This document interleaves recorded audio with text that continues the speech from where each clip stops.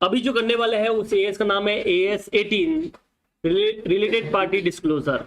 तो आज आपको जितने भी आपके रिलेटेड पार्टी है सबका क्या करना पड़ेगा, डिस्क्लोजर। चलो फिर शुरू हो जाओ।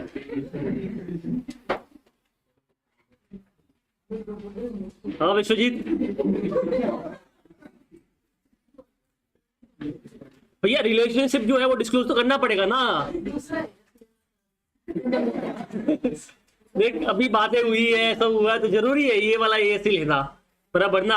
तो भावे उधर से बोला 14 फेब का इंतजार क्यों कर रहा है, क्योंकि उसको डिस्क्लोज करने का सबसे बढ़िया दिन वही है बराबर ना। तो अब समय आ चुका है जब क्या करोगे आप, अपनी रिलेटेड पार्टी का क्या क्या करोगे बेटा, डिस्क्लोजर। ठीक है, नहीं करना, करना है ठीक है। एज नंबर 18 याद रखना है कि कौन सी एज में तुम डिस्क्लोज कर सकते हो अपने घर वालों को, लड़कियां। लीगल एज कौन सी एज है, 18। तो 18 पे रिलेटेड पार्टी का डिस्क्लोजर कर लेने का है। ठीक है, चलिए अब सुनना ध्यान से।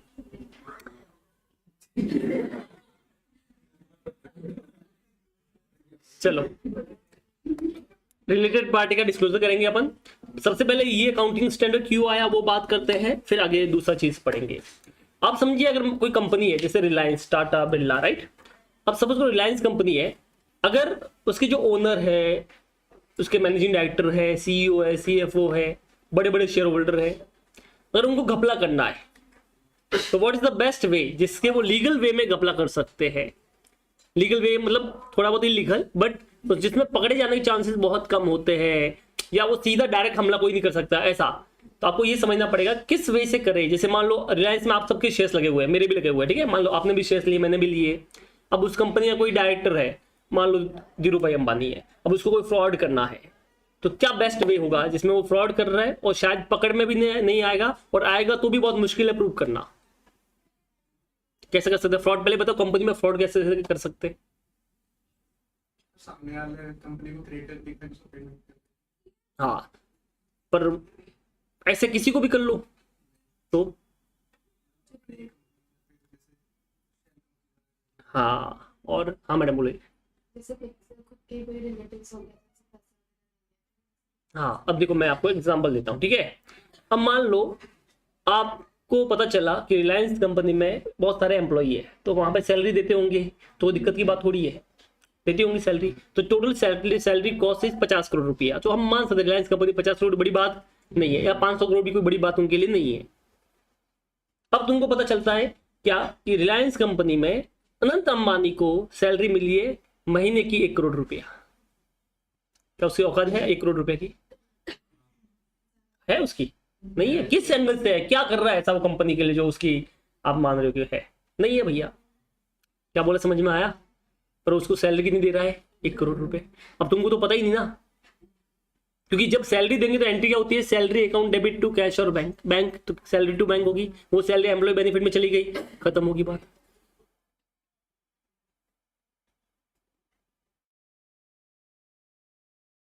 क्या बोला, समझ में आया? दूसरा एग्जांपल, मान लो रिलायंस कंपनी है, ठीक है। उस रिलायंस कंपनी ने कुछ शेयर्स जमुरा प्राइवेट लिमिटेड में होल्ड किए हैं। किस में होल्ड किए हैं? 90%। कितने परसेंट? 100% मान लो। तो 100% रिलायंस ने किसमें ओन किया है? जमुरा प्राइवेट लिमिटेड। अब मान लेते हैं रिलायंस ये बोतल बेचती है, सपोज करना ये बोतल का नॉर्मल प्राइस जो मार्केट में सेल होता है वो 100 रुपए है, बट इसने जमुरा प्राइवेट लिमिटेड को 20 रुपए में बोतल बेच दी। कितने में बेच दी? बराबर है। अब जमुना प्राइवेट में 20 रुपए में लिए, अब क्योंकि इसकी नॉर्मल प्राइस 100 रुपए, तो 100 के ज्यादा में बेचेगा, तो जमुना ने ये बोतल 120 में बेच दी। तो जमुना ने कितना प्रॉफिट कमा लिया? 100 रुपया पर बोतल। ऐसे 1 करोड़ बोतल बेची। अब ये प्रॉफिट किसका होगा? जमुना होगा, बट जमुना में होल्डिंग किसकी है? रिलायंस से। मान लो पर्टिकुलर एक पर्सन का नाम लेता हूँ, नीता अंबानी की है मान लो जमुना में, तो 100% होल्डिंग कौन करता है उसमें? नीता अंबानी करती है। तो ये क्या प्रॉफिट नीता अंबानी को गया कि नहीं गया कहीं ना कहीं पे? कल उनकी कंपनी बंद होगी तो सारा पैसा किसको मिलेगा? नीता अंबानी को। ऐसे डिविडेंड भी बांट सकता है जो भी प्रॉफिट हुआ नीता अंबानी को। अब जब ये चीज रिपोर्ट होगी अपने फाइनेंशियल में, जब मतलब रिलायंस कंपनी जब अपनी अकाउंटिंग करेगी तो वो तो क्या एंट्री पास रहेगी, debtors account debit to sales और cash data cash account debit या bank account debit to debtors.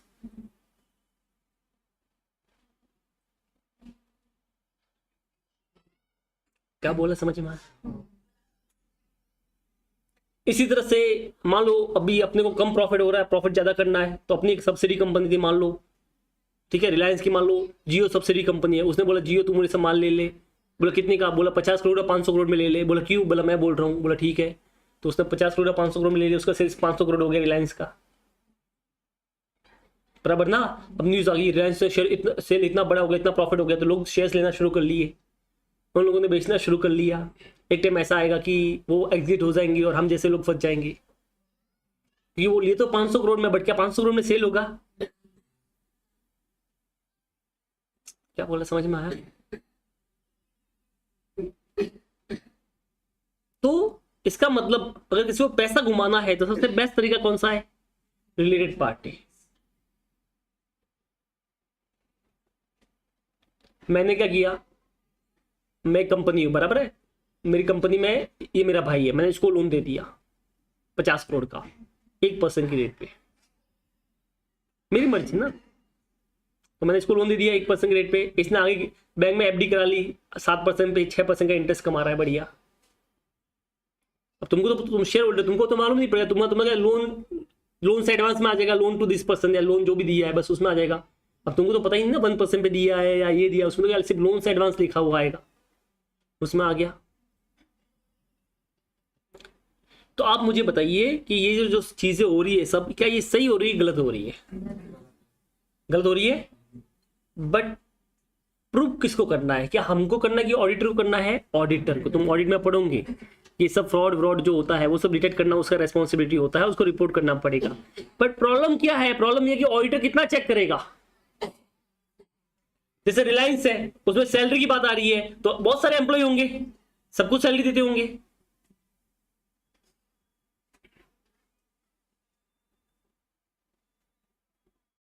तो ऑडिटर कितना सैलरी ढूंढेगा, कितना परचेज ढूंढेगा, कितना सेल्स ढूंढेगा? क्या बोला समझ में आया? आज मान लो रिलायंस है, ठीक है, नीता अंबानी है, उसने अपने 10 रिलेटिव को 10-10 लाख रुपए महीने का सैलरी दिखा दिया, तो कितना सैलरी हो गया? 1 करोड़ रुपया हो गया। अब तुम तो बोले बड़ा अमाउंट, देखो सर 10 लाख भी बड़ी अमाउंट होती, बहुत लोगों के पास, कितने लोग हो गए, मतलब तुम्हारी कंपनी में कम से कम 50,000 एम्प्लॉय होंगे, उसमें से 10,000 एम्प्लॉय ऐसे होंगे जिनकी सैलरी 10,000 से ज्यादा, 10 लाख से ज्यादा होगी, बराबर ना। तो ऑडिटर बेचारा कितना डिटेक्ट करेगा? ऐसे वो हर सैलरी को शक की नजर से नहीं देख सकता ना, अगर वो बेचारा ढूंढने बैठ के तो कैसे ऑडिट पूरी करेगा? पॉसिबल ही नहीं है। तो ऑडिटर को सपोर्ट करने के लिए, ऑडिटर को हेल्प करने के लिए ये रेस्पॉन्सिबिलिटी अकाउंट्स में आ गई। अकाउंट्स में क्या बोला पता है? ये बोला कि जो भी ट्रांजेक्शन आपकी रिलेटेड पार्टी के साथ में होते हैं वो आपको अलग से क्या करने पड़ेंगे? डिस्क्लोज। तो जैसे ये एएस एप्लीकेबल हो जाएगा, अब क्या होगा पता है? जब अकाउंटिंग हम करेंगे, जब फाइनेंशियल स्टेटमेंट प्रिपेयर करेंगे, जो मैनेजमेंट की रिस्पॉन्सिबिलिटी होती है, तो ऐसे वाले केस में क्या होगा पता है? जब वो उसने सैलरी सबको दी है तो सबकी रिपोर्टिंग अलग से नहीं करनी है, बट जो सैलरी अपने रिलेटेड पार्टी को दी है उसकी सैलरी की रिपोर्टिंग अलग से करनी पड़ेगी। क्या बोला समझ में आया? जैसे आनंद अंबानी को दिया, नीता अंबानी को दिया, ये इसको दिया, वो लिखना पड़ेगा अलग से। तब जब ऑडिटर आएगा तो उसको 50,000 से एंट्री में से सिर्फ 200 एंट्री अलग से मिल गई, जो किससे की गई है? रिलेटेड पार्टी से। अब वो चेक करेगा कि वो बराबर हुई, कि क्या उसकी रियल में काबिलियत थी कि नहीं थी, कि उसे ज्यादा पैसा दे दिया, कम पैसा दिया, तो वो अपनी रिपोर्ट में लिख देगा।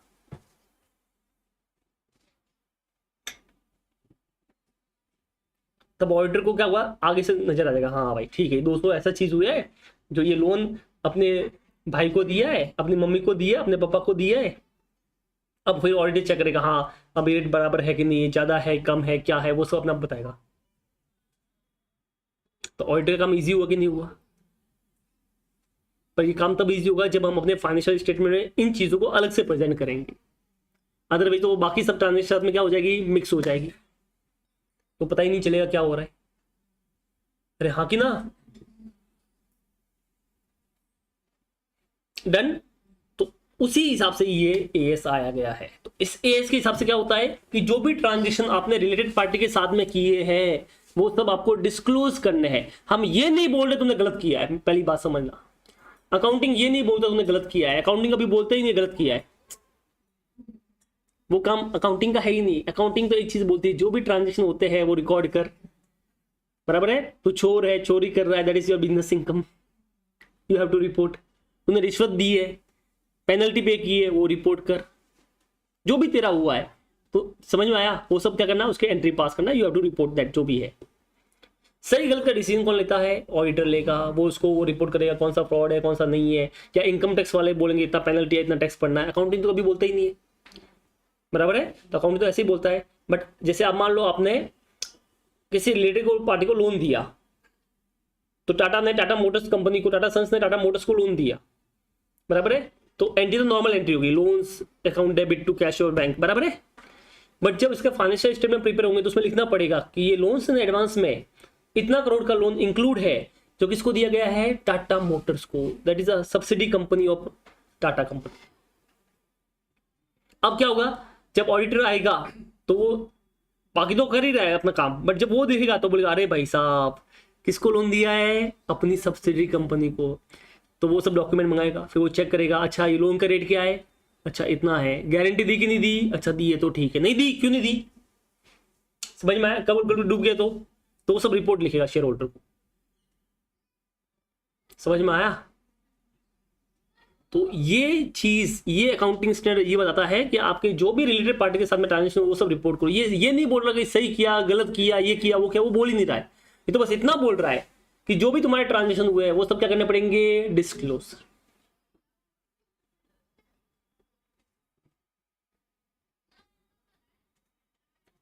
अरे हाँ कि ना, ठीक है। चलो तो अब सबसे पहले हमको यह समझना पड़ेगा what is the meaning of related party, क्योंकि इंडिया में रिलेटिव मतलब तो बहुत कुछ होता है।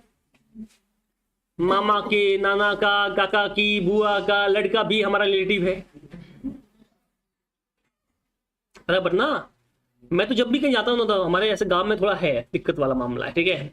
मैं गया कहीं पे तो बोलते हैं कि कौन से गांव में शादी हुई, तो मैं ऐसा बोल देता हूँ, भाई बोलना तो पड़ेगा ही ना। मैं बोलता हूँ इस गांव में हुई है। अच्छा अच्छा अच्छा, उस गांव में हुई है, हाँ क्यों क्या हुआ, अरे उसमें तो मेरी साली का, भाई का, बेटी की, लड़की का, ससुर जी का दामाद उधर रहता है।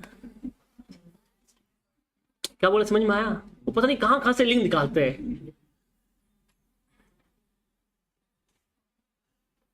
तो वो सब रिलेटिव है इंडिया में, तो बराबर ना, रह कि नहीं है। तो आप कितने रिलेटेड पार्टी का देखने वाले हो, मतलब आप मान लो आपकी साली है, उसका हस्बैंड है, फिर उसकी बुआ है, फिर उसकी बुआ का जो लड़का होगा वो भी तुम्हारा रिलेटिव होता है, बराबर ना। तो कहां तक पहुंचोगे आप। ऐसे तो अकाउंटिंग में तो एक एक चीज का देखने चले गए तो बर्बाद हो जाओगे, बराबर ना। तो सबसे पहले हमको ये समझना पड़ेगा what is the meaning of relative party, बराबर ना। कितने रिलेटेड पार्टी को हम देखेंगे, फिर आगे बात करते हैं। तो सबसे पहले सिंपल वे में हम पढ़ते हैं। रिलेटेड पार्टी का मतलब होता है जहां पे एक पार्टी दूसरी पार्टी के ऊपर कंट्रोल करती है, एबिलिटी टू कंट्रोल होता है, या उसको सिग्निफिकेंटली इन्फ्लुएंस करती है, बराबर है, उसको अपन रिलेटेड पार्टी बोलते हैं यहाँ पे। अब सबसे पहले मैंने यहाँ पे दो वर्ड बोले, कौन कौन से वर्ड बोले बेटा, एक तो कंट्रोल, एक दूसरा बोला सिग्निफिकेंट इन्फ्लुएंस। अभी दोनों वर्ड अपने को समझने पड़ेंगे। पहले हम समझ रहे सबसे पहले कंट्रोल क्या मतलब होता है। कंट्रोल का सबसे सिंपल मतलब कंट्रोल का कि अगर आप एक कंपनी में मोर देन 50% की वोटिंग पावर ले लिए तो आप उस कंपनी को क्या कर रहे हो, कंट्रोल। जिसे हम प्यार से होल्डिंग सब्सिडी कंपनी के नाम से भी जानते हैं। ये कहीं ना कहीं पे आपने लॉ में या बीकॉम में कहीं ना कहीं वर्ड सुना होगा, holding company and subsidiary company, बराबर है। तो जब आप किसी एक कंपनी में मोर देन 50% वोटिंग पावर लेते हो, अब इंडिया में शेयर्स जो है वो वोटिंग पावर के हिसाब से आते हैं, बराबर है, मतलब जितने शेयर्स उतने वोटिंग पावर। तो इसीलिए हम बोलते हैं अगर आपने किसी कंपनी में मोर देन 50% शेयर्स ले ली तो आपने उसके वोटिंग पावर ले ली और आप उसको कंट्रोल कर रहे हो। जिसको हम प्यार से, जो कंट्रोल करते हैं उसे प्यार से होल्डिंग कंपनी बोलते हैं, और जो कंट्रोल हो रही है उसे प्यार से सब्सिडरी कंपनी बोलते हैं। तो that is the link between holding and subsidy 50% वाला, बराबर है। एक तो ये तरीका होता है किसी कंपनी को कंट्रोल करने का। एक और तरीका होता है कि आप किसी कंपनी के बोर्ड ऑफ डायरेक्टर कंपोजिशन को कंट्रोल करते हो। अब what is the meaning of board of director composition को कंट्रोल करना? रास्ते से उठा के स्टार बना दो। क्या? रास्ते से उठा के स्टार बना दो। ये पावर किसी के पास में है। इसका मतलब क्या कि आपकी कंपनी में किसी को भी बोर्ड ऑफ डायरेक्टर में, मतलब कंपोजिशन में जो बोर्ड ऑफ डायरेक्टर होंगे, ठीक है, उसमें किसी को भी अपॉइंट करना और रिमूव करना तुम्हारे हाथ में। तो तुम्हारी मर्जी। ज्यादा बोल रहा है कल से तू आउट, चल निकल, तू बेटा जा, तू कल से आ जा, चल। ऐसा आपने एक मूवी देखी होगी वेलकम, नाना पाटेकर, अनिल कपूर, अक्षय कुमार, याद है? उसमें क्या होता है, नाना पाटेकर जो फर्स्ट वाली वेलकम, नाना पाटेकर जो होता है ना, उसको मूवीज में काम करने का, मतलब एक्टर बनने का बड़ा शौक होता है, हीरो बनने का। तो अक्षय कुमार उसको बेवकूफ बनाना होता है। तो अक्षय कुमार क्या करता है पता है? वो कौवा बेरने वाला होता है, पता है? हाँ, विजय, जो उसको बोलता है तो ये डायरेक्टर है, ठीक है, ऐसा। तो वो लेके जाता है किसी मॉल वॉल में, लेके जाता है और फिर वो उधर खड़ा होता है। तो एक बंदा होता है, एक्टर होता है, वो बोलता है मुझे तुम्हारी मूवी में काम नहीं करना, ये तुम बहुत बोलते हो, ये नहीं। तो ऐसा, हाँ नहीं, वो दूसरा होता है, तो उसको निकाल देता है, बराबर है। फिर वो विजय क्या बोलता है, तू क्या समझता है मैं किसी को हीरो नहीं बना सकता? मैं किसी को भी रस्ते हुए इंसान को उठा के हीरो बना सकता हूँ। फिर वो उसी तरह दिखता, नाना पाटेकर दिखता है, हाँ ये तू मेरी मूवी काम करेगा ना? हाँ बस आजा, कल से तू मेरा एक्टर। क्या बोले, समझ में आया? तो वो जो पावर थी उसके पास में, वो उसी को अपन बोलते हैं कंट्रोल करना। क्या बोले, समझ में आया? तो अगर मान लो कोई कंपनी है, उसमें उस कंपनी के पास ये पावर है, वो किसी भी कंपनी के, मतलब दूसरी कंपनी जो इसमें कंट्रोल कर रही है, उसमें बोर्ड ऑफ डायरेक्टर में किसी को भी अपॉइंट कर सकती है, रिमूव कर सकती है, तो वो उसको कंट्रोल कर रही है। फिर तो यहाँ पे शेयर होना जरूरी नहीं है। अगर आपके ऐसे आपके पास में ऐसी पावर है तो भी ये मान लेना कि क्या कर रही है, उसको कंट्रोल कर रही है। अरे हाँ कि ना? आगे बोला है, one part has a substantial interest and power to direct financial and operating policy of another party.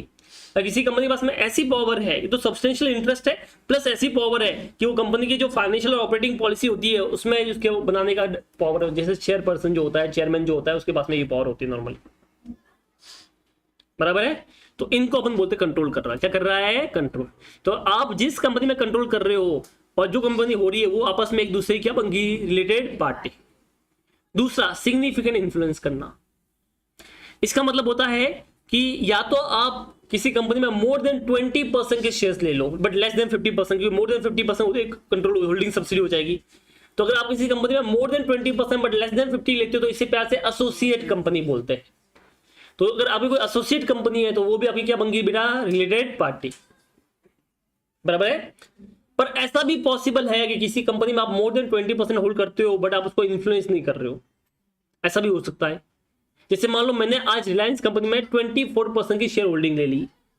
क्यों? मेरे पास बहुत पैसे पड़े थे, मैंने बोला क्या करूं, तो 24% शेयर ले लिए। बट मैं कभी कंपनी की पॉलिसी बनाने में या रिलायंस में भी जा ही नहीं रहा हूं, मैंने जस्ट ऐसे ही पैसे पड़े, क्या करें, डाल दिए। क्या बोला, समझ में आया? मैं ना तो रिलायंस में कभी जा रहा हूं, ना पॉलिसी में मीटिंग में जा रहा हूं, ना कहीं पे जा रहा हूं, एजीएम में जा रहा हूं, कहीं नहीं जा रहा हूं, बस ऐसे ले लिए। तो ऐसे वगैरह मेरे पास मोर देन 20% शेयर्स है, बट मैं क्यों ही कहीं पे हिस्सा तो ले ही नहीं रहा हूं, तो फिर मैं उसको सिग्निफिकेंट इन्फ्लुएंस कर रहा। ऐसा भी हो सकता है, यस, ये पॉसिबल है। और अगर कुछ नहीं बोला है तो हमको ये अज्यूम करना है कि मोर देन 20% मतलब हमेशा सिग्निफिकेंट इन्फ्लुएंस। कुछ नहीं बोला है तो in the absence of information हमेशा ये मानना है, इट इज प्रिज्यूम दैट कि भाई अगर आपके पास मोर देन 20% है, मतलब आप क्या कर रहे हो, उसको सिग्निफिकेंटली इन्फ्लुएंस कर रहे हो। अरे हाँ कि ना?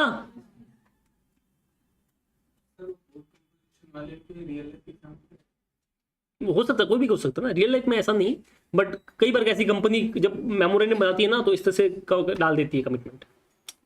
समझ में आया? पहले से डिसाइड कर लेती है, तो फिर है, ठीक है। तो चाहे उसके पास शेयर्स नहीं लिए, फिर भी क्या होंगी, वो उसकी रिलेटेड पार्टी बन गई। और ये हो गया सिग्निफिकेंट इन्फ्लुएंस। इसके अलावा अगर मान लो तुम पार्टिसिपेट कर रहे हो उस कंपनी के फाइनेंशियल ऑपरेटिंग पॉलिसी डिसीजन में, तो भी तुम क्या कर रहे हो, उसको सिग्निफिकेंटली इन्फ्लुएंस कर रहे हो, बराबर है। अगर तुम्हारे साथ पावर है तो तुम कंट्रोल कर रहे हो, पर तुम पार्टिसिपेट कर रहे हो मतलब तुम इन्फ्लुएंस कर रहे हो। क्यों? पार्टिसिपेट करना भी तो बड़ी बात है। चेयरमैन कंपनी का जो होता है, जब सारी पॉलिसी बनाता करता है, वो डिसीजन लेता है, ठीक है। और कई बार लोग सिर्फ पार्टिसिपेट करते हैं, जैसे मान लो हमारी पॉलिसी के लिए 6 लोग हैं जो मिलकर पॉलिसी बनाते हैं, तो जो 6 के 6 लोग हैं वो लोग क्या कर रहे हैं, उस कंपनी को सिग्निफिकेंटली इन्फ्लुएंस कर रहे हैं, तो वो लोग भी क्या बन गए, उसकी रिलेटेड पार्टी। क्या बोला, समझ में आया तुमको? चलो, अब ऐसी बात है, ये AS18 हर चीज में डील नहीं करता है, ये मोटा मोटी 5 चीजों में डील करता है। कितनी चीजें हैं? 5। अब ये 5 चीजों को अपने को डिटेल में पढ़ना है। ये मतलब ये कॉन्सेप्ट वापस समझेंगे, ये तो मैंने सिर्फ वर्ड का मतलब समझाया, कंट्रोल क्या होता है, सिग्निफिकेंट इन्फ्लुएंस क्या होता है, ठीक है। अभी इस AS18 के हिसाब से हमको चीजें पढ़नी है। पहला, enterprises that directly or indirectly through subsidiary control or are under common control with the reporting enterprise including holding subsidiary and fellow subsidiary।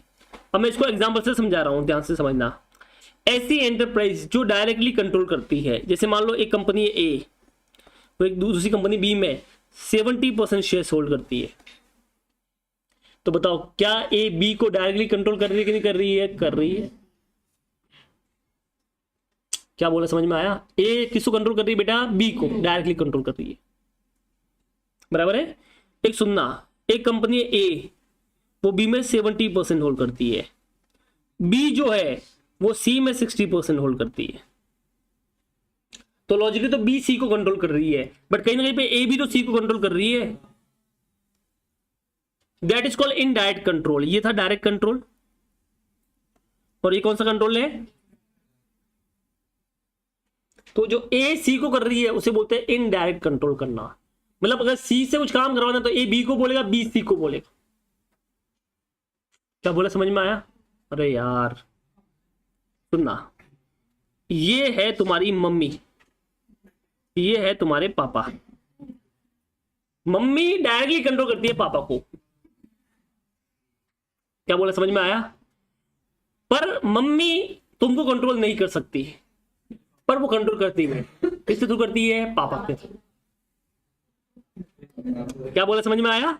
सो ये मम्मी है, ये पापा है, और ये तुम हो बच्चा, ठीक है। तो क्या होता है, पापा डायरेक्ट कंट्रोल करते हैं, मम्मी के तो सुनते ही नहीं हम कभी, ठीक है। पर क्या होता है, जब पापा थके हुए घर पे आते हैं, परेशान होते हैं, बैग रखा होता है, तभी मम्मी आके बोलती है, अरे सुनते हो जी, पता है आपके लाल ने आज क्या गुल खिलाया है? अब पापा उस काल में सीधे मुंह देखते हैं, क्या हुआ? बस आज वो उधर घूम रहा था, ये कर रहा था, वो कर रहा था, 15 मिनट की रामायण सुना दी। अब देखो पापा किधर है, बुला उसको। और जैसे आता है, ले धड़ धड़ धड़, बराबर ना। ऐसे किसी पिटाई हुई है बराबर ना, बहुत लोगों की पिटाई हुई है। तो ये मम्मी का इनडायरेक्ट कंट्रोल था। कौन सा कंट्रोल था? ये डायरेक्ट कंट्रोल नहीं था। डायरेक्ट तो तुमको मम्मी मारती नहीं है कभी, हाँ वो इनडायरेक्ट कंट्रोल है। क्या बोलना, समझ में आया कि नहीं आया? अंडरस्टूड? तो that is called indirect control. कौन सा कंट्रोल है ये? तो ए और सी भी यहाँ पे आपस में रिलेटेड पार्टी बन गए। हालांकि ए और सी का डायरेक्ट कोई लिंक नहीं है, फिर भी ए और सी भी क्या बन गए आपस में? इनडायरेक्ट। फॉर एग्जाम्पल, मैं रिलायंस कंपनी में 80% शेयर्स लेके रखा हूं, और रिलायंस सन्स ने रिलायंस टाटा मोटर्स में 70% शेयर्स ले रखा है। तो मैं और टाटा मोटर्स, जिसमें आपस में एक दूसरे कुछ लिंक नहीं है, फिर भी एक दूसरे की होल्डिंग मतलब सब्सिडी बन गए, रिलेटेड पार्टी बन गए। क्या बोला, समझ में आया? ठीक है, तो ये हो गया इनडायरेक्ट कंट्रोल। तो पहला बोला डायरेक्ट कंट्रोल, फिर क्या बोला? ठीक है। अब यहां पे जो कंट्रोल कर रहा है वो, और जो कंट्रोल हो रही है वो, दोनों, तो आर कंट्रोल और आर कंट्रोल्ड, ठीक है, कंट्रोल और आर कंट्रोल दोनों हो गए, and are under common control. अभी कॉमन कंट्रोल क्या होता है वो सुनना। एक कंपनी है ए, एक कंपनी है बी, इसमें 70% होल्ड कर रहा है। एक कंपनी है डी, इसमें 80% होल्ड कर रहा है। अब लॉजिकली ए और बी और डी का तो कोई लिंक ही नहीं है ना। क्या बी डी में कोई लिंक कर रही है? नहीं, पर फिर भी ये भी आपस में जुड़ गई। कॉमन कंट्रोल है, दोनों का माई बाप एक है, सौतेले भाई। क्या बोला, समझ में आया? तो वैसे बी और डी का आपस में कोई लिंक था ही नहीं, फिर भी दोनों क्या बन गए आपस में? एक दूसरे के रिलेटेड पार्टी। इसे प्यार से बोलते हैं फेलो सब्सिडी कंपनी। क्या बोला, समझ में आया तुमको? ठीक है, तो ये हो गया कॉमन कंट्रोल। तो बी और डी एक दूसरे में कोई शेयर होल्ड नहीं करते हैं, कुछ नहीं है, फिर भी दोनों आपस में जुड़ गए। जैसे टाटा कंपनी है, ठीक है, टाटा कंपनी रिलायंस में 60% की होल्ड करती है और जमूरा में 55% की होल्ड करती है। तो लॉजिकली जमूरा और रिलायंस से कोई लिंक नहीं था, बट क्योंकि टाटा कंपनी दोनों को होल्ड करती है तो हम दोनों भी आपस में एक दूसरे के लिंक कंपनी बन गए। तो अब हम दोनों के बीच में जो ट्रांजेक्शन हुए उनको भी रिपोर्ट करना पड़ेगा। क्या बोला, समझ में आया तुमको? तो ये था पहला पॉइंट। तो ए बी को कर रही है, ठीक है, ये डायरेक्ट कंट्रोल, ए बी को कर रही है, बी सी को कर रही है इनडायरेक्ट कंट्रोल, ए बी को कर रही है, ए डी को कर रही है फेलो सब्सिडी। क्या बोला, समझ में आया तुमको? ठीक है, तो ये तीन चीजें इसमें होती है। अब ये आपस में जो कंट्रोल कर रही है और जो कंट्रोल हो रही है वो सब एक दूसरे के रिलेटेड पार्टी है। तो ए के लिए बी है, दूसरे वाले केस में ए के लिए बी है, बी के लिए सी है और ए के लिए सी बी है। उधर ए के लिए बी है, ए के लिए डी है और बी और डी भी आपस में। अरे बोलो, समझा? चलो बढ़िया, ठीक है। ये कॉपी करना तो साइड में जगह है, कहीं पे कर लो,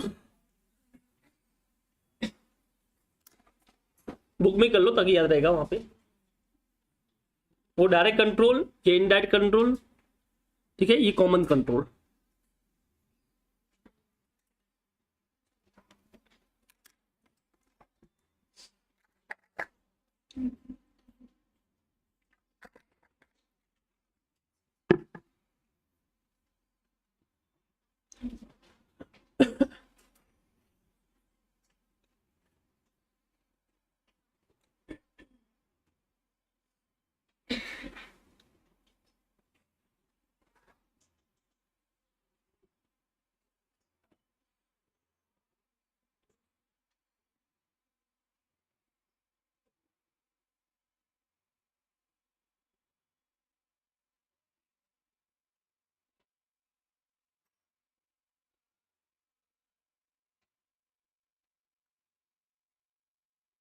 हो गया?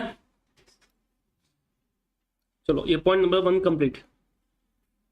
ठीक है, इसमें होल्डिंग सब्सिडी की बात की है, पर मैंने क्या बोला, सिर्फ कंट्रोल वाली चीज आती है, सिग्निफिकेंट इन्फ्लुएंस वाली भी आती है, वो भी तो होती है। तो दूसरा पॉइंट में उसको कवर किया। इसने बोला associate and joint venture of the reporting enterprise and the investing party of which reporting enterprise is associate और जॉइंट वेंचर। अब आप समझिए, अगर एक कंपनी ए वो बी में 30% की होल्डिंग करती है तो क्या रिलेटेड पार्टी हुई कि नहीं हुई? हुई। कुछ नहीं बोलता, हमेशा मानना है हुई। ठीक है, तो अब ए जो है वो बी को बोलता है एसोसिएट है। क्या बोलता है? याद रखना, ए बी को क्या बोलेगा बेटा प्यार से? एसोसिएट। तो ये बी को एसोसिएट बोलता है, पर बी ए को एसोसिएट नहीं बोलता है, वो उसको इन्वेस्टिंग पार्टी बोलता है। क्या बोलता है इसको? ये इन्वेस्टिंग पार्टी। तो बी ए को क्या बोलेगा? Investing party. पहले तो ये मतलब समझिए, ए बी को क्या बोलेगा? एसोसिएट है। बी ए को एसोसिएट नहीं बोलता है। जैसे मैं इस कंपनी से 70% होता हूं, मैं बोलता हूं मैं इसकी होल्डिंग कंपनी हूं। क्या बोला, समझ में आया? या मेरी ये सब्सिडी कंपनी है, तो ये मुझे क्या बोलेगा? सब्सिडी नहीं बोलेगा, ये मुझे क्या बोलेगा? होल्डिंग। मैं इसको सब्सिडी बोलूंगा, ये मुझे होल्डिंग बोलेगा। वैसे मान लो मैंने इसमें 30% होल्ड किया है, तो मैं बोलूंगा ये मेरी एसोसिएट है। अब ये मुझे एसोसिएट नहीं बोल सकता, ये मुझे क्या बोलेगा? Investing party. ठीक है, चलो। तो अब क्या हो गया? एसोसिएट एंड इन्वेस्टिंग पार्टी आपस में एक दूसरे रिलेटेड पार्टी बन गई। साथ ही में अगर जॉइंट वेंचर कर रहे हो, आप क्या कर रहे हो? क्या समझते हो आप लोग जॉइंट वेंचर से? नाम सुना है कभी? क्या होता है जॉइंट वेंचर? एक प्रोजेक्ट के लिए देखो क्या होता है, joint venture is called temporary partnership और शॉर्ट पार्टनरशिप।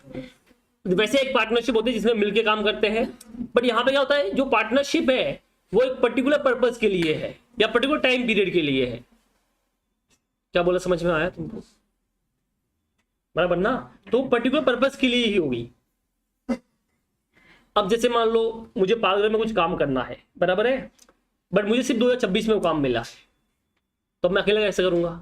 तो पागल के राजा लोग इधर बैठे हैं, तो मैंने विश्वजीत को बोला, विश्वजीत काम करते हैं, ये अपने को सप्लाई करना है बोतलें, अपन बोतल सप्लाई करेंगे तो उसमें एक्सपर्ट ये है ही है। बोला हाँ सर मैं तो एक्सपर्ट हूँ। तो मैंने बोला बस ये काम कर लेते हैं, मैं माल लेके आऊंगा, तुझे सप्लाई करना है। और ठीक है सर कर लेंगे। बोला सर कितना लाइफ टाइम मेंबरशिप पार्टनरशिप ना? मैं कहेगी लाइफ टाइम, सिर्फ ये 2026। उसके बाद मेरे पास लाइसेंस नहीं रहेगा, सिर्फ 2026 के लिए लाइसेंस है। बोला ठीक है सर। तो अब ये जो काम हम मिलके कर रहे हैं इसको क्या पार्टनरशिप बोलेंगे? नहीं, ये 2026 के लिए ही है, शॉर्ट टर्म के लिए है। तो that is called joint venture. क्या बोलते हैं इसको प्यार से? क्या बोले, समझ में आया? या मान लो कोई पर्टिकुलर पर्पज के लिए करना है, जैसे मान लो मुझे पालघर में किसी स्टैंडर्ड को पढ़ा, मतलब मोदी जी ने बोला है कि एक काम करो सर, आप है ना इस साल कुछ बच्चों को पढ़ाओ फ्री में, हम आपको इतना पैसा देंगे, जो और पैसा देंगे। मैं ठीक है सर। अब मुझे पता है मैं अकेला यहाँ पे संभालूंगा, उधर संभालूंगा। तो मान लो जैसे मैं यहाँ पे पढ़ा रहा हूँ और मान लो पालघर की क्लासेस है, सभी तुम्हारी क्लासेस है, तो हम दोनों ने मिलकर क्या किया, पार्टनरशिप कर ली। बट वो सिर्फ उसी बैच के लिए की, कि ये बाद में नहीं होगी। तो इसको क्या बोलेंगे प्यार से? Joint venture. ये हम पढ़ेंगे, अपना एक अकाउंटिंग स्टैंडर्ड भी है इसके ऊपर, CFS में AS 27, ठीक है, वो पढ़ेंगे, उसमें भी आता है जॉइंट वेंचर, तो वो देखेंगे अपन बाद में, ठीक है। तो जॉइंट वेंचर अभी के लिए लेके चलिए, जो टेम्परेरी पार्टनरशिप है, ठीक है, पर्टिकुलर पर्पज के लिए, पर्टिकुलर टाइम के लिए। तो अगर ऐसा तुमने कुछ किया है तो ऐसे वाले केस में इसको भी अपन क्या बोलेंगे बेटा? Related party. जैसे मान लो टाटा कंपनी, रिलायंस कंपनी, ये आपस में एक दूसरे का भी कोई ना तो शेयर सोल्ड करती है, ना कोई MD कॉमन है, कुछ नहीं है, मतलब कुछ है ही नहीं इनमें, कोई लिंक नहीं है, बराबर है। पर क्या होता है कि मान लो रिलायंस की जो मैन्युफैक्चर की चीज है, तो मान लो एक मेट्रो प्रोजेक्ट बनाने का है, बराबर है, तो उसमें क्या होता है, रिलायंस मैन्युफैक्चरिंग जो कंपनी है, रिलायंस इंफ्रास्ट्रक्चर जो कंपनी है, वो उसमें एक्सपर्ट है, बराबर है। किस काम में एक्सपर्ट है? मैन्युफैक्चरिंग करने में, ठीक है। टाटा कंपनी, टाटा का स्टील बहुत बढ़िया आता है, तो वो उसमें एक्सपर्ट है। अब मोदी जी ने एक काम सौंपा है कि एक रोलर कोस्टर बनाओ कश्मीर से कन्याकुमारी तक। हाँ, इंडिया का मैप है, उसके ऊपर रोलर कोस्टर यूं आ रहा है, ऐसा वाला, समझ में आया? तो क्या होगा, यहां से लोग बैठेंगे, कश्मीर से ऊपर जाएंगे, फिर सीधा छोड़ेंगे, सीधा कन्याकुमारी के अंदर। पर प्रॉब्लम है, नीचे छोड़ेंगे तो इतनी स्पीड से जाएंगे, हो सकता है कि जमीन के अंदर ही चली जाए। क्या बोला, समझ में आया? ऐसा भी हो सकता है। अब तो आपको वो कंट्रोल करना पड़ेगा, आपको वो चीज मैनेज करनी पड़ेगी, उस हिसाब से उधर आकर रुक जाए। अब रिलायंस इंफ्रा बोलती है मैं इंफ्रा तो बना लूंगा, कोई दिक्कत, मतलब मेरे पास टेक्नोलॉजी तो सब है ये रोकने की वोकने की, बट उसके लिए जो इतना स्टील विस्टिल चाहिए वो सब मेरी औकात, वो तो यही कंपनी कर सकती है, टाटा स्टील। तो उसने मान लो टाटा जी को फोन किया कि सर ये काम है, पर्टिकुलर काम है, बहुत पैसा कमाएंगे, आप भी कमाएंगे, मैं भी कमाऊंगा, बराबर है। वैसे अपन कॉम्पिटिशन में, अब भूल जाओ, दोनों कमाएंगे टेम्परेरी टाइम के लिए। तो एक काम करते हैं, ये प्रोजेक्ट के लिए अपन साथ में मिलकर काम करते हैं। क्या बोला, समझ में आया? इसी को प्यार से क्या बोलते हैं? Joint venture. जैसे वो रोलर कोस्टर बन जाएगा, काम खत्म हो जाएगा, फिर वापस तू कौन मैं कौन, बराबर ना? हाँ, विश्वजीत कुछ और ही सोच लिया उसका, तो कुछ और नाम दिया इसने, जाने दो, छोड़ो, बस तुझे बड़ा मजा आता है। चलो, एसोसिएट एंड जॉइंट वेंचर, ठीक है। अब सुनना, यहां पे जो हमने बात की ना, ये दोनों में हमने एंटरप्राइज यानी कंपनीज की बात की है। पर जरूरी थोड़ी कि हमेशा कोई कंपनी ही किसी कंपनी में 60% होल्ड करेगी, कोई इंडिविजुअल भी तो कर सकता है। तो जैसे मैं भी तो रिलायंस में 60% शेयर ले सकता हूँ, अपने पास औकात है तो, पैसे है तो। क्या बोला, समझ में आया कि नहीं आया? तो ऐसे वाले केस में इंडिविजुअल भी तो हो सकता है। तो इसी जो डेफिनेशन अगर मैं इंडिविजुअल को ले लूं तो पॉइंट नंबर 3 होता है, इंडिविजुअल ओइंग डायरेक्टली और indirectly interest in the voting power of the reporting enterprise and such power give them the control और significant influence over the enterprise. मतलब कोई भी इंडिविजुअल जिसके पास मोर देन 20% शेयर्स है वो उसकी रिलेटेड पार्टी बन जाएगी। मोर देन 50% होता कंट्रोल और मोर देन 20% होता सिग्निफिकेंट इन्फ्लुएंस। क्या बोला, समझ में आया? नंबर 4, KMP, की मैनेजरल पर्सन। कौन होते KMP? कौन होते? KMP person those who have authority and responsibility for the planning, directing and controlling of the activities of an reporting enterprise। एक कंपनी की जो क्या बोलते हैं एक्टिविटी जो होती है उसको प्लानिंग करने का, डायरेक्ट करने का और कंट्रोल करने का पावर और रेस्पॉन्सिबिलिटी जिसके पास में होगी, उन्हीं को अपन क्या बोलते हैं? KMP।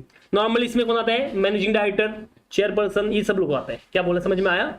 हाँ, तो इन लोगों, ये लोग हमेशा रिलेटेड पार्टी होते हैं, हमेशा। कोई कंपनी का कोई मैनेजिंग डायरेक्टर है, ठीक है, कोई CEO है, CFO है, वो सब क्या होता है? उसके रिलेटेड पार्टी होता है। क्या बोला, समझ में आया? इतना ही नहीं, मैं तो चालाक हूं, मैं MD कंपनी का, मैंने अपने वाइफ के नाम से ट्रांजेक्शन दिखा दिए। क्या बोला, समझ में आया? भाई मैं सैलरी ले रहा हूं वो तो डिस्क्लोज करना पड़ेगा, पर मेरी वाइफ भी सैलरी ले रही है उस कंपनी से, तो वो भी तो हो सकता है। तो इसने क्या बोला पता है, केएमपी तो है ही है, उसका रिलेटेड पर्सन भी उसका कंपनी का रिलेटेड पार्टी में आ जाएगा। अब मैंने क्या बोला आपको, एक दिक्कत समझाई थी कि रिलेटेड मतलब इंडिया में तो चाचा का, मामा का, नाना का, काका का सब वो रिलेटेड होते हैं, तो कितना रिलेटेड अपने को लेना है। तो इस रिलेटेड में हम कौन देखेंगे, ये देख लो, relative in relation of individual means, जब आप इंडिविजुअल की बात कर रहे हो तो उसके रिलेटेड देखो, कंपनी का हमने देख लिया, होल्डिंग एसोसिएट ये सब कंपनी का होता है, बट इंडिविजुअल की बात करें तो बहुत सारे रिश्ते होते हैं, सब रिश्ते को नहीं लेंगे। यहाँ पे लेंगे सबसे पहले individual means spouse, son, daughter, brother, sister, father and mother, बस। एंड जो इन्फ्लुएंस कर सकता है उस इंडिविजुअल को, वो अच्छा इन्फ्लुएंस कर सकता है बाद में समझते हैं, पहले रिलेटिव की डेफिनेशन समझते हैं। यहाँ पे सबसे पहले आपके पापा मम्मी, बराबर है, आपके बेटा बेटी, आपके भाई बहन, बस। तुम्हारे ऊपर के दो माँ बाप, नीचे के दो बेटा बेटी, साइड के दो भाई बहन, और तुम्हारे अंदर की, ये अंदर का, तो वाइफ के लिए हस्बैंड, हस्बैंड के लिए वाइफ, बस। क्या बोला समझ में आया? ऊपर के दो मम्मी पापा, नीचे के दो बेटा बेटी, साइड के दो भाई बहन, और भाई अब बोले ना तू और मैं कौन है, एक ही तो है, हस्बैंड वाइफ का ऐसा रिलेशन होता है कि नहीं होता है, अभी तुमको नहीं पता, बाद में पता चलेगा, बराबर ना? मुझे पता है बराबर ना? तो जब पैसे खर्च करने होते तो एकदम क्या है, मैंने किया आपने किया, एक ही तो बात है, बराबर ना? क्या बोला समझ में आया कि नहीं आया? तो वैसी बात है। तो आपके अंदर की मतलब हस्बैंड के लिए वाइफ एंड वाइफ के लिए हस्बैंड, बस। इसका मतलब क्या, साली इसके अंदर आएगी?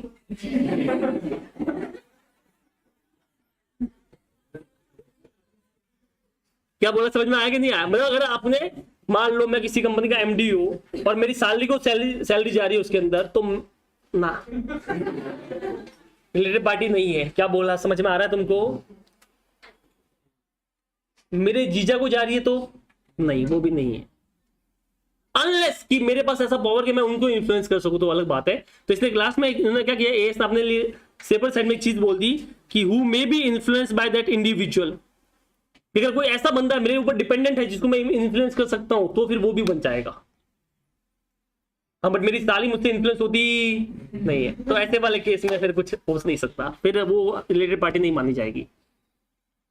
पर क्या बोला समझ में आया तुमको? ठीक है, वो ध्यान रखना। तो ये केएमपी है, उसके जो रिलेटिव है वो भी इसके डेफिनेशन में आते हैं। आगे बोला एंटरप्राइजेस, अब सुनना ध्यान से, एंटरप्राइजेस ओवर विच इंडिविजुअल और KMP person is able to exercise significant influence. लो भैया, इसका मतलब मैं तो रिलेटेड पार्टी में आता ही हूं। मान लो जमुरा प्राइवेट लिमिटेड है, मेरी कंपनी है, मैं उसका चेयरपर्सन हूं, तो मैं तो हूं ही हूं। मेरी वाइफ भी रिलेटेड पार्टी हो गई क्योंकि मेरी वाइफ कवर होती है। अब सुनना, मेरी वाइफ गोलमाल लिमिटेड नाम की कंपनी में होल्ड करती है 80%, तो लॉजिकली जमुरा और गोलमाल में कोई लिंक नहीं था, बट फिर भी हो गया। घपला ऐसे तो होगा ना भाई, घपला कैसे होगा?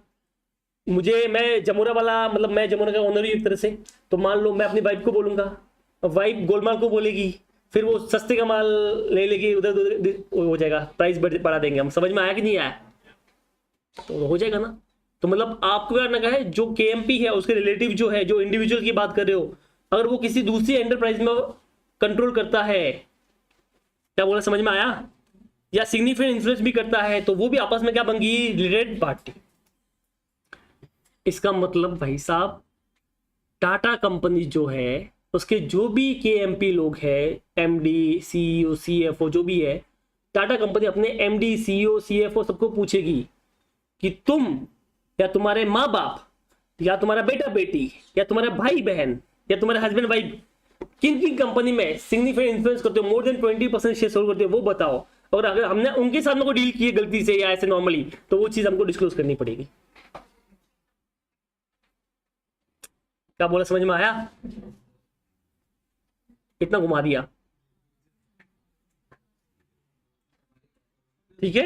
अब तुम इसके अलावा भी कुछ कर सकते हो तो तुम्हारी बढ़िया चीज है। क्या बोला समझ में आया? तो लूप होल निकालो, करो, कोई दिक्कत नहीं है। फिर वो ऑडिटर को पकड़ना रहेगा, हमारा काम नहीं है। अपना काम बस ये इतने लोगों से जो भी चीज़ हुई है वो डिस्क्लोज करना है। मैंने क्या बोला, गलत सही तो मैंने बोला ही नहीं है, हमने ये बोला डिस्क्लोज करो बस। क्या बोला, समझ में आया तुमको? मतलब कल तुम किसी कंपनी के सीए बनते हो और अकाउंटिंग मान लो तुम कर रहे हो, फाइनेंशियल स्टेटमेंट बैलेंस शीट तुम बना रहे हो, तो तुमको क्या करना पड़ेगा, उस कंपनी में जो भी चेयरपर्सन है, केएमपी है, या जो भी उस कंपनी को कंट्रोल कर रही है या सिग्निफिकेंट इन्फ्लुएंस कर रही है, ठीक है, वो सब चीज़ें जो है आपको उनको भी पूछना पड़ेगा। ये बताओ तुम किस किस कंपनी में सिग्निफिकेंट इन्फ्लुएंस करते हो या किस कंपनी में कंट्रोल करते हो, वो लिस्ट दो और फिर चेक करेंगे क्या उन कंपनी के साथ में हमारा कोई ट्रांजेक्शन हुआ है कि नहीं हुआ है। अगर हुआ है तो क्या करना पड़ेगा, डिस्क्लोज करना पड़ेगा।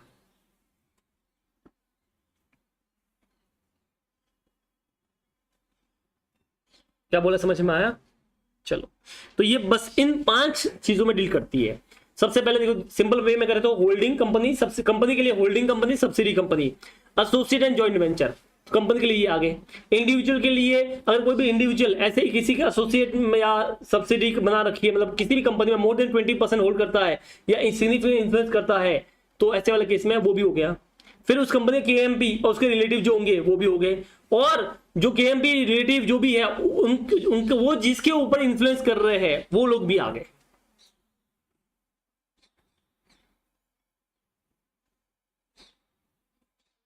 क्या बोला, समझ में आया तुमको? ठीक है, ये इंडिविजुअल है केएमपी का जो हमारी कंपनी में है, अगर वो किसी और कंपनी के साथ डीलिंग करता है, उसका अमाउंट बहुत ज्यादा है तो उसका डिस्क्लोजर आगे बात करते हैं। जस्ट बिकॉज ऑफ किसी कंपनी के अमाउंट ज्यादा हो गया, हमारा सिंगल कस्टमर है या फ्रेंचाइजी है, इसका मतलब ये नहीं कि उसमें रिलेटेड पार्टी हो गया। आपको चेक करना पड़ेगा कि इन 5 में से आ रहा है कि नहीं आ रहा है, तो ही अपन बात करेंगे। अदरवाइज करेंगे, जैसे मान लो मेरा कोई रिलेटिव है, तो रिलेटिव मतलब कोई नाना का काका का लड़का है, ठीक है, जिसको मैं इन्फ्लुएंस नहीं कर रहा हूँ और उससे मैं गुड्स परचेज कर रहा हूँ और बहुत ज्यादा अमाउंट में कर रहा हूँ, तो इसका मतलब ये नहीं कि वो रिलेटेड पार्टी के डेफिनेशन में आता है और मुझे उसको डिस्क्लोजर देना पड़ेगा, नहीं। आपको बस ये 5 चीजें चेक करनी है, इसमें आ रहा है उनके साथ में डील होती है तो डिस्क्लोज करना, अदरवाइज करना नहीं है। ठीक है, अब डिस्क्लोजर में क्या क्या देना है, सबसे पहले आपको रिलेशनशिप बतानी है। क्या डिस्कस करना है बेटा, कि किस तरह का ये रिश्ता क्या कहलाता है। क्या बोला, समझ में आया? क्या ये दोस्ती वाला रिश्ता है, कि दोस्ती से थोड़ा ज्यादा वाला है, कि ये बहुत ज्यादा वाला है, कि ये वन साइडेड वाला है, कि ये डबल साइडेड वाला है? क्या बोला, समझ में आया कि नहीं आया? तो अलग टाइप के दोस्त होते हैं ना, तो वैसे ही यहाँ पे रिलेशनशिप डिस्कस करनी पड़ेगी कि मेरी होल्डिंग कंपनी है, सब्सिडी कंपनी है, एसोसिएट है, ये मेरा केएमपी है, केएमपी का भाई है, वो सब अपने को डिस्कस करना पड़ेगा, पहला चीज। ठीक है, आपने अपने केएमपी को जो भी पेमेंट किया है वो सब कंपनसेशन जिसे बोलते हैं वो सब दिखाना पड़ेगा अलग से, जैसे सैलरी दिया आपने, उसको बोनस दिया, पीएफ दिया, रिटायरमेंट बेनिफिट दिया, वो सब दिखाना पड़ेगा। नेचर ऑफ रिलेशनशिप, ठीक है, रिलेशन दिखाना पड़ेगा। इन्फॉर्मेशन अबाउट ट्रांजेक्शन, ये चीज आपको ट्रांजेक्शन दिखानी पड़ेगी, अमाउंट कितना दिया, बैलेंस कितना आउटस्टैंडिंग है, क्या वो सिक्योर्ड है अनसिक्योर्ड है, क्या कोई गारंटी है कि नहीं है, वो सब दिखाना पड़ेगा, बराबर है। वही चीज को यहाँ पे शॉर्ट में दे रखा है कि ये सब अपने को दिखाना पड़ेगा। मोटा मोटी सब चीज डिस्क्लोज कर लो, ठीक है, उनके साथ में जो भी हुआ है। डन। अब यहाँ पे specific exclusion from related party, देखो ये क्या बात करता है, इनके ऊपर एप्लीकेबल नहीं है। Not applicable where confidentiality of data required as per regulation, for example banks। ठीक है, इसका मतलब क्या हो गया,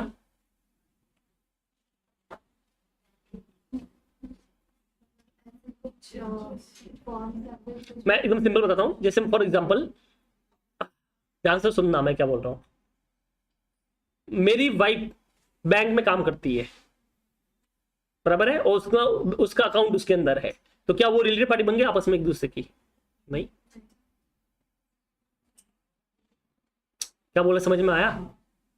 वो आपस में रिलेटेड पार्टी बने नहीं। बैंक है ना नॉर्मल, जहां पे होते हैं, जो बैंक को क्या करता है, कॉन्फिडेंशियल ऑफ डेटा मेंटेन करना होता है, ठीक है, तो नॉर्मली बैंक अपने डिस्क्लोजर कहीं पे करती नहीं है, वो ध्यान रखना है। 2 company just because of common director, 2 company है बस, उसमें डायरेक्टर कॉमन है बट वो सिग्निफिकेंट इन्फ्लुएंस नहीं कर रहा है, वो जस्ट बेचारा आ रहा है अपना काम कर रहा है, तो वो company just because of common director की वजह से कभी रिलेटेड पार्टी बनेगी नहीं, वो ध्यान रखना आपको। हाँ, अगर वो इन्फ्लुएंस कर रहा है तो हो जाएगा। नंबर 3, सिंगल कस्टमर, मान लो मेरा एक ही कस्टमर, मैंने बोला एक ही सप्लायर है, एक ही फ्रेंचाइजीज है, एक ही डिस्ट्रीब्यूटर है, एक ही एजेंट है, उन सबको अपन कभी भी सिग्निफिकेंट ज्यादा अमाउंट होने की वजह से कभी भी अपन उसमें रिलेटेड पार्टी में लेंगे नहीं। Financer, trade union, public utility, government department, इन सबको भी नहीं लेना है, ठीक है। उसके बाद नॉन एग्जीक्यूटिव डायरेक्टर जो होता है ना, उसको भी आपको नहीं लेना है। बाद में ये तो ठीक है, ये तो अपन CFS में पढ़ लेंगे, तो इसको भी नहीं पढ़ना है।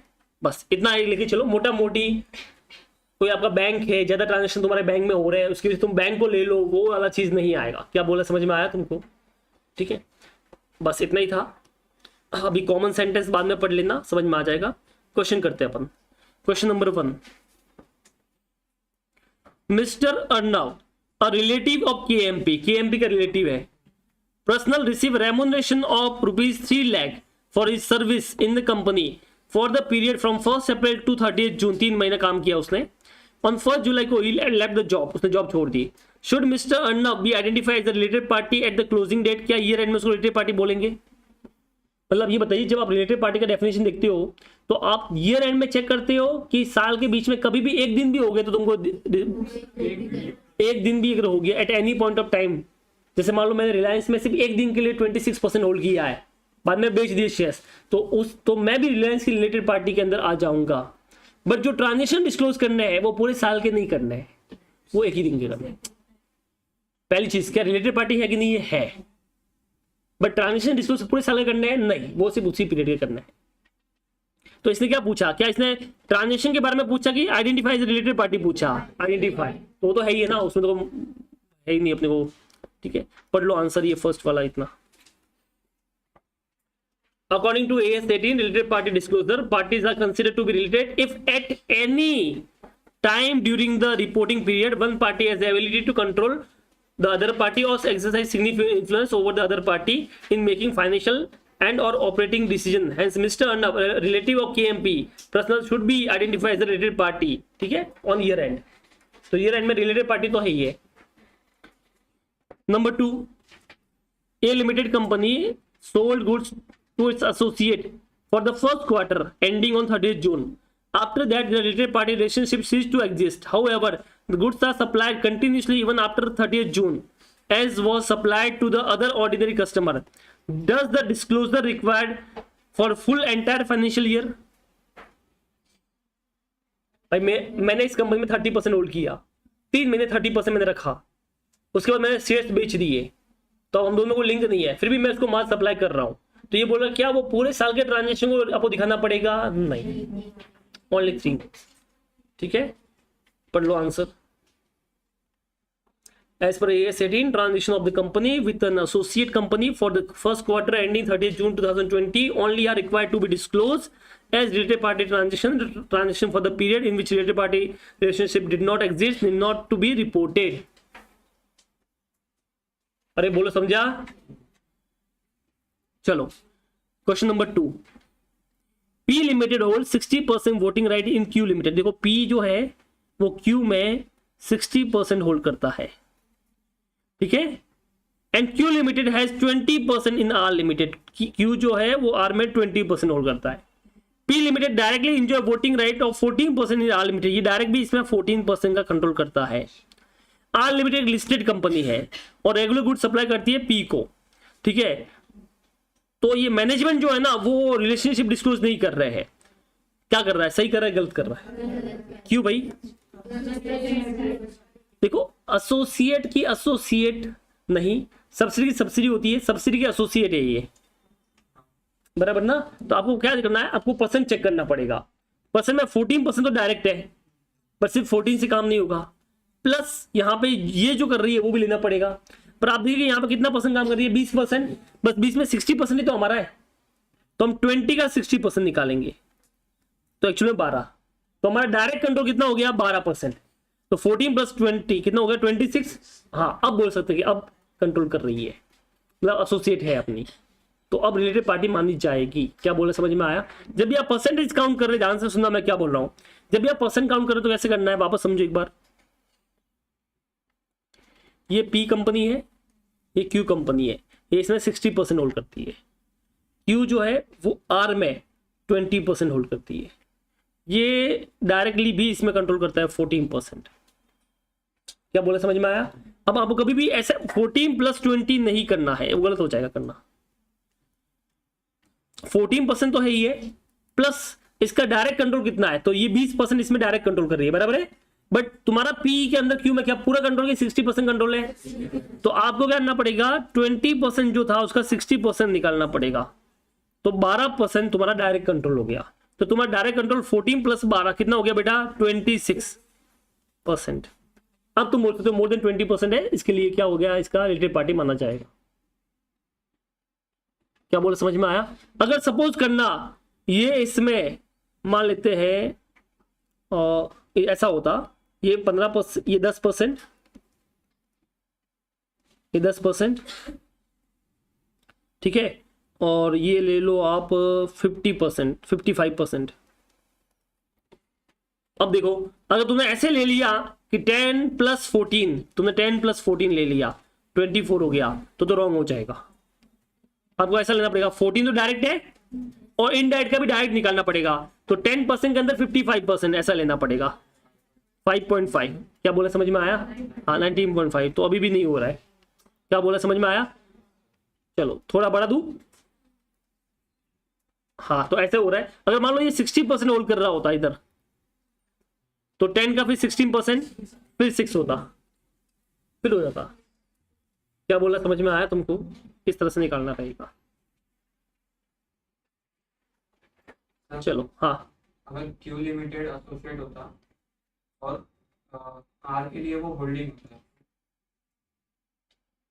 तो बोल रहा है अगर मैं यहाँ पे ये कर लूँ, बराबर ना, ये तो बाद में अब क्यों निकालना है, परसेंट निकालने का काम नहीं है, क्योंकि ये तो एसोसिएट की, सॉरी सब्सिडी की सब्सिडी होगी। मैं सर वो नहीं बोल रहा हूँ, क्यू लिमिटेड टी के लिए एसोसिएट है, ये वाला ना, ये 20% है, ये 60% है, ऐसा।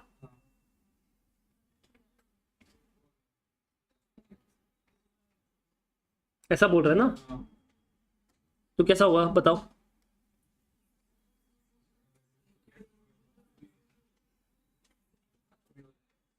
होगा,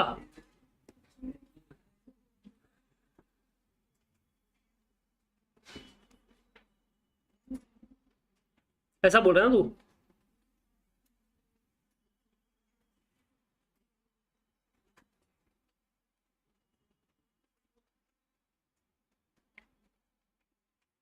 हाँ अब देखो कितना है, 14 तो डायरेक्ट हो गया, प्लस इनडायरेक्ट देख लो कितना है, 60% उसका है, क्यू का है, क्यू का 60% है, 60 का अपने पास कितना परसेंट है, 13%। तो इनडायरेक्टली जो अपना कंट्रोल होगा तो सिर्फ 18% ही हुआ ना, तो 18% माना जाएगा। क्या बात समझ में आया, फिर चेक किया जाएगा।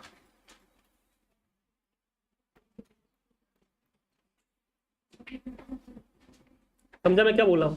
जैसे मान लो अगर ये अपन इसमें 100% होल्ड करते, सपोज करना, तो भी जो अपने अंदर अपना आर के अंदर कंट्रोल होगा वो कितना होगा, 60% ही होगा, ऐसा हो ही नहीं सकता। तो 60 का 100% अपन निकाल रहे हैं। क्या बोला, समझ में आया। तो 60 ही आएगा, मतलब मोटा मोटी मैक्सिमम 60% ही आ सकता है, इससे आ सकता। अगर हमारे पास में मान लो 50% ही होल्डिंग है, तो हम क्या बोलेंगे, अपना सारा डिसीजन तो चलेगा ही नहीं। पहली बात तो क्यू का आर में पूरा चल ही नहीं रहा, 60% चल रहा है, उस 60 में भी हमारा 50% ही है, तो 30% ही हमारा डायरेक्ट हो गया ना। मान लो वोटिंग पे बात कर रहे हैं, जैसे मान लो वोट देने की बात है, तो मुझे बताओ क्यू आर में कितने वोट दे सकता है। मान लो 100 वोट आर के पास में है, तो कितने वोट दे सकता है, मैक्सिमम 60 ही दे सकता है। अच्छा 60 में भी हम सबको इन्फ्लुएंस तो कर नहीं सकते, हमारे पास में भी सिर्फ 50% है, तो हम कहेंगे हमारे पास जो वोटिंग आएगा वो कितना आ सकता है, 60 का भी 50%, 30 ही आ सकता है। तो हम कितने वोटिंग दे सकते हैं, 30 ही वोट दे सकते हैं, दे सकते नहीं है। बाकी 30 तो और कोई दूसरे लोग होंगे वो देंगे। तो सर कंट्रोल और सिग्निफिकेंट डिफरेंस का ही होगा। हाँ चलिए आगे बढ़ते हैं। तो ये आंसर आपका देख लो, 26% अपन निकाला इस क्वेश्चन में, ठीक है। अब जो भी ट्रांजेक्शन होंगे वो इसको डिस्क्लोज करने पड़ेंगे। ये हो गया क्वेश्चन नंबर 2। अब 3 वाला देख लो। Identify the related party in the following cases as per AS 18। A limited hold, देखो यहां पे करते हैं, A limited hold 51% in B बेटा, ठीक है। B limited hold 51% in O, ये लो। आगे बोलता है Z limited hold, Z limited नया company Z limited hold 49% in O, ये है तुम्हारा। अब आपको बताना है कौन किसका रिलेटेड पार्टी है। तो सबसे पहले बात करते हैं ए की। ए के लिए बता कौन होगा, बी, एक मिनट, इधर बी रह गया। हाँ, अब बताओ कौन होगा सबसे पहले। ए के लिए बी होगा और ओ बी होगा, जेड नहीं होगा, क्योंकि ओ जेड में होल्ड नहीं कर रहा है, जेड ओ में कर रहा है, तो वो पसंद का पसंद मत निकालना। क्या बोला, समझ में आया? चलो, बी के लिए कौन होगा, ए होगा और ओ होगा। A is a holding company, O is a subsidy company. O के लिए इंटरेस्टिंग है, सबसे पहले तो ए हो गया होल्डिंग की होल्डिंग, बी भी हो गया डायरेक्ट होल्डिंग, और जेड भी हो गया इन्वेस्टर पार्टी। ठीक है, जेड के लिए कौन होगा, जेड के लिए ओनली ओ। ठीक है, एसोसिएट। क्या बोला, समझ में आया? तो ऐसा चार्ट ड्रॉ कर लो तो साइड में।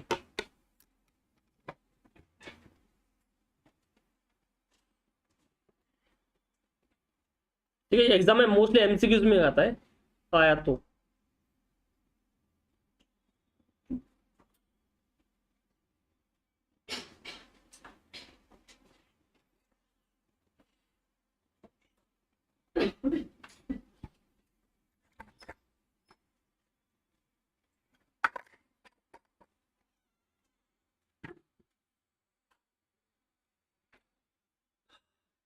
डन हो गया,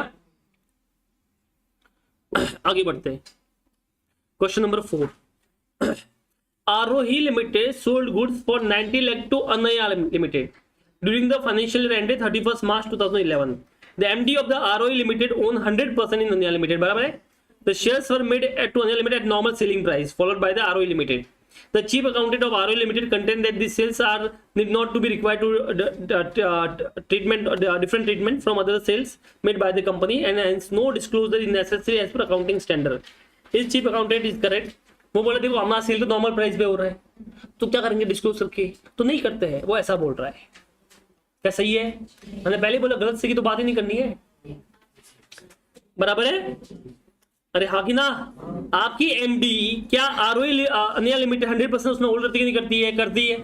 तो मैंने क्या बोला, अगर कोई तुम्हारा रिलेटिव या तुम किसी दूसरी कंपनी एंटरप्राइज में अगर कंट्रोल या सिग्निफिकेंट इन्फ्लुएंस कर रहे हो, तो वो कंपनी भी उसकी रिलेटेड पार्टी बन जाएगी। तो ये भी तो बन गई। अरे यस और नो, पढ़ लो आंसर।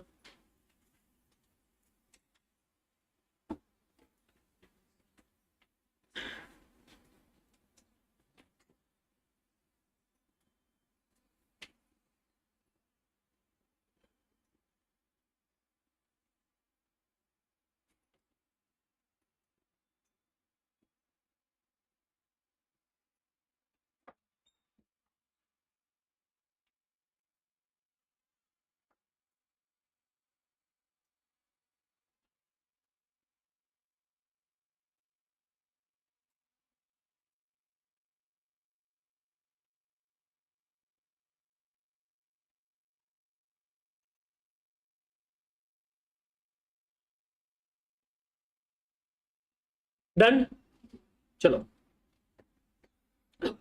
आगे बढ़ते हैं। क्वेश्चन नंबर 5 हम ऑलरेडी कर चुके हैं, सेम ही है। वो 3 महीने उसका रिलेटिव जो था वो सर्विस दे रहा था, उसके बाद में चला गया। ठीक है, question number 6, SP Hotel Limited entered into agreement with Mr. A for running its hotel for a fixed return payable to the latter every year. The contract involves the day-to-day management of the hotel, while all financial and operating policy decisions are taken by the board of directors of the company. Mr. A does not own any voting power in SP Hotel Limited. Would he be considered as a related party of SP? तो देखो, मैंने एक hotel ले लिया चलाने के लिए, ठीक है, मैं किसी पॉलिसी में काम नहीं जा रहा हूँ, ठीक है ना, मैं बोर्ड ऑफ डायरेक्टर में कहीं पे हूँ, तो बताओ क्या मैं उसका रिलेटेड पार्टी हुआ कि नहीं हुआ? नहीं,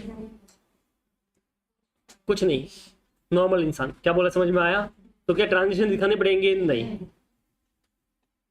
पढ़ लीजिए आंसर।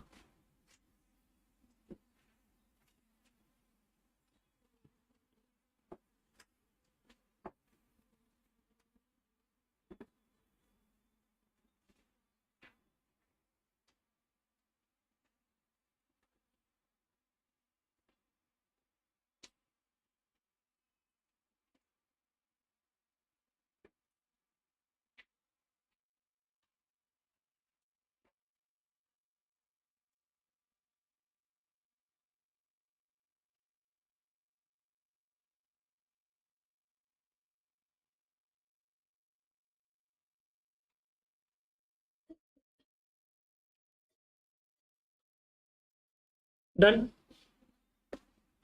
चलिए question number 7, ABC Limited sold goods of 2 lakh to its associate company for the first quarter ending 30th June. After the related party relationship ceased to exist, however, goods were supplied to any other ordinary customer. Decide whether this transition of entire year to be disclosed. क्या लगता है पूरे साल का disclose करना है? नहीं, only 3 month, बराबर ना? If the majority of director of Arjun Limited constitute the majority of the board of another company, Beam Limited, in their individual capacity as a professional and not by the virtue of their being director in Arjun Limited, are both companies related? बोलो।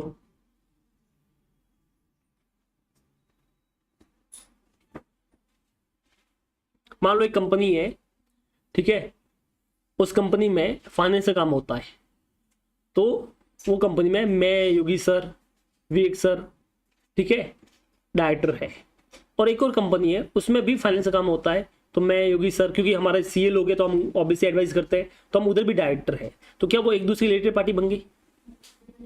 नहीं, मैंने क्या बोला, क्या वो 5 category में आ रही है कि नहीं आ रही है? नहीं, हम कॉमन डायरेक्टर है, बट क्या हमको इन्फ्लुएंस कर रहे हैं? नहीं, हम एज ए प्रोफेशनल सर्विस के हिसाब से जुड़े हैं, तो फिर ऐसे वाले केस में वो दोनों एक दूसरे रिलेटेड पार्टी बनेंगे? नहीं। हाँ, अगर हम इन्फ्लुएंस कर रहे होते, कंपनी पॉलिसी मेकिंग और उस सब में कर रहे होते और फिर हम होते, तो फिर डेफिनेटली हो जाती। क्या बोला, समझ में आया? चलो एक बार इसका आंसर पढ़ लेते हैं, ये रहा, पढ़ो।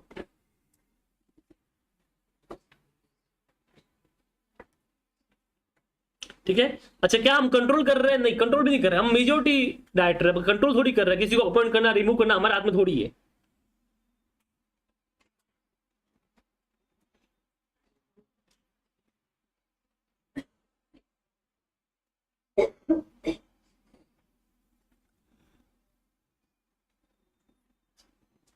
बराबर है। चलिए number 3, Asha Limited sold all the manufactured furniture of 1 crore to Shasha Limited as per agreement. Shasha Limited is the only customer to Asha Limited. तो बताओ क्या रिलेटेड पार्टी बन गया? नहीं। ठीक है, ये लो आंसर पढ़ लो।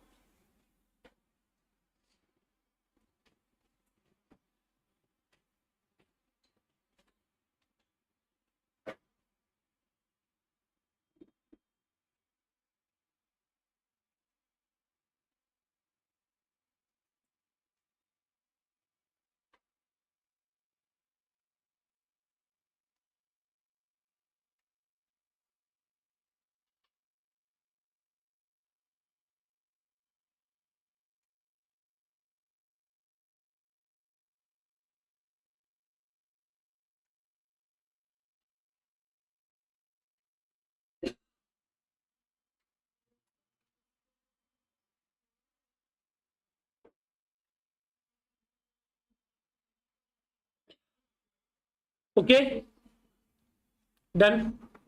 चलिए आगे बढ़ते हैं, question number 8, AX limited hold 70% shares of BX limited. एक कंपनी AX, वो BX में कितना होल्ड करती है? 70%। BX limited hold 30% shares in CX। DX limited hold 40% shares in CX limited. DX hold करती है। DX लिमिटेड होल्ड, ये हो गया, DX limited hold 49% shares in EX। You are required, ठीक है, identify the related party for the reporting entity AX। AX के लिए कौन कौन रिलेटेड पार्टी होगा बताओ? तो AX के लिए BX होगा, CX भी होगा, बराबर है, पक्की बात। उसके बाद में दूसरा किसका पूछा है? CX का। CX के लिए कौन होगा? AX होगा एंड BX भी होगा एंड DX भी होगा, बराबर ना, इन्वेस्टिंग पार्टी के रूप में।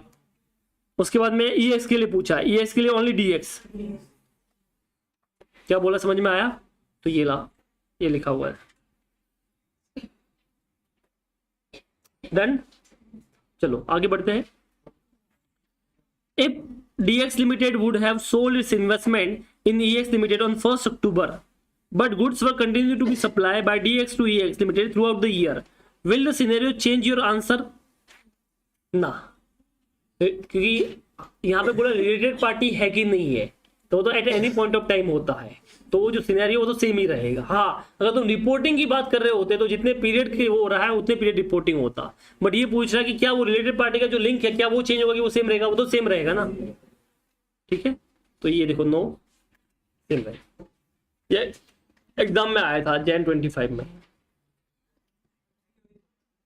एमसीक्यूज में का दो होगा, वो अपन किए वैसे ही है।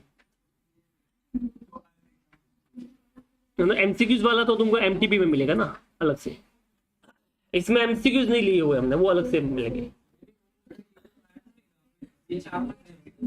नहीं नहीं, एमसीक्यूज में नहीं बेटा। डन।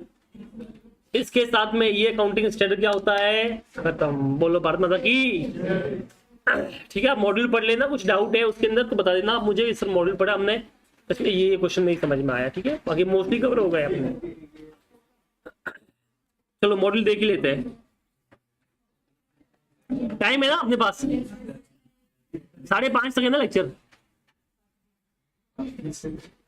बस 20 मिनट, मेरे पास 2 मिनट है बेटा।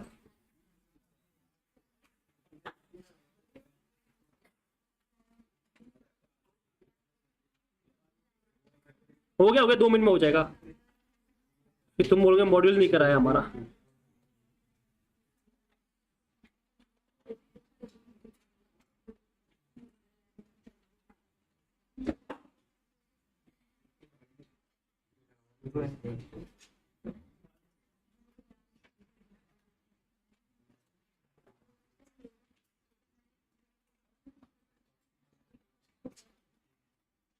चलो देख लो ये। ठीक है, मॉडल में ये सब वही जो अपन देखा था वो सब यहाँ पे दे रखा है। देखो ये कर सकते हो ना, वो भी मैं बोल देता, ठीक है हो गया। ये भी कर सकते हो। हाँ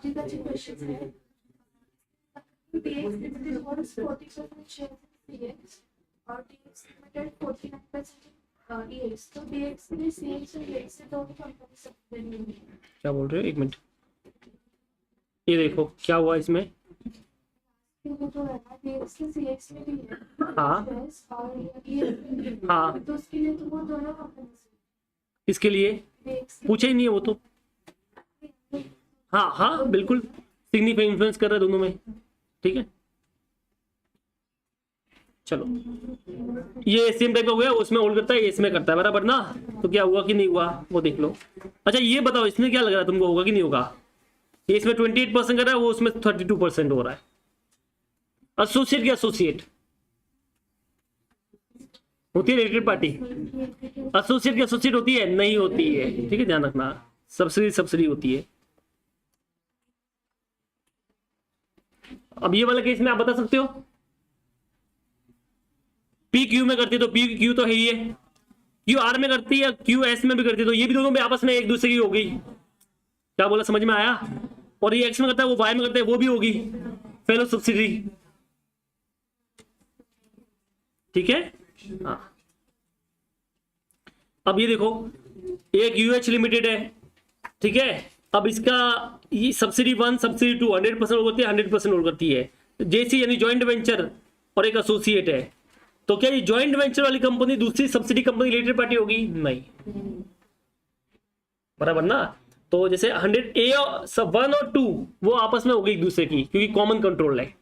बट जो जॉइंट वेंचर है और वो जो है वो आपस में एक दूसरे की होगी। हाँ, यूएच और JC1 ये आपस में हो जाएगी, क्योंकि वो जॉइंट वेंचर में काम कर रही है ना, तो ये हो जाएगी। बट जॉइंट वेंचर और सब्सिडी कंपनी वो आपस में होगी नहीं, वो ध्यान रखना। तो ये दे रखा है, इसके लिए कौन है, तो जॉइंट वेंचर के लिए सिर्फ यूएच वाली है और एसोसिएट भी यूएच है बस, बट उसके लिए वो आपस में ये हो जाएगी, सब हो जाएगी। क्या बोला, समझ में आया। ये देखो मिस्टर रॉबर्ट जो हो पी में होल्ड कर रहे हैं 70% शेयर्स, बराबर है, और कंट्रोल कर रहे हैं। मिसेस एंडी जो है वो स्पाउस है रॉबर्ट की, ठीक है। तो अब क्या था, हाँ, determine whether Andy spouse of mister Robert is related party to P, क्या वो पी की रिलेटेड पार्टी है कि नहीं है, ही है ना, क्योंकि हस्बैंड वाइफ हो गया ना, वैसा हो गया।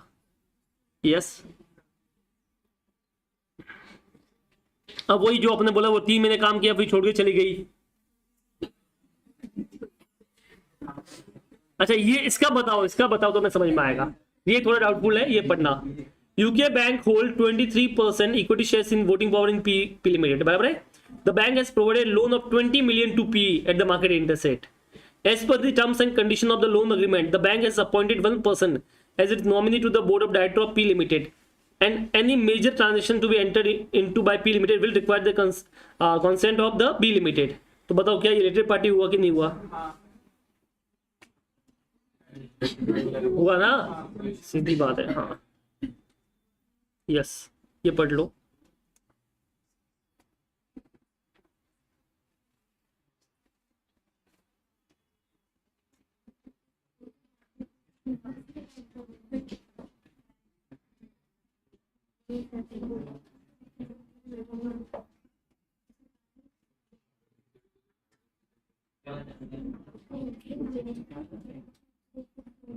ठीक है, इसका मतलब बैंक, मैंने बोलता बैंक का एक्सक्लूजन वाला, पर मैंने आपको बताया था कि बैंक में एक्सक्लूजन तब लेना है जब वो normal course of the business transaction कर रहा है। जैसे मैं बैंक में अकाउंट ओपन कर रहा हूँ, पैसे विड्रॉल कर रहा हूँ, डिपोजिट कर रहा हूँ, वो वाली चीज नहीं देखनी है। बट यहाँ पे तो आप अलग केस होगा ना, अपन इन्फ्लुएंस किए, इसकी वजह से अपन लोन ले रहे दे रहे, तो वो तो अलग हो गया ना। क्या बोले, समझ में आया? चलिए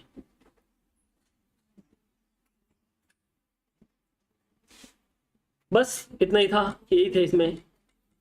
बाकी ये हम ऑलरेडी कर चुके हैं, सेम टाइप का क्वेश्चन कर चुके हैं।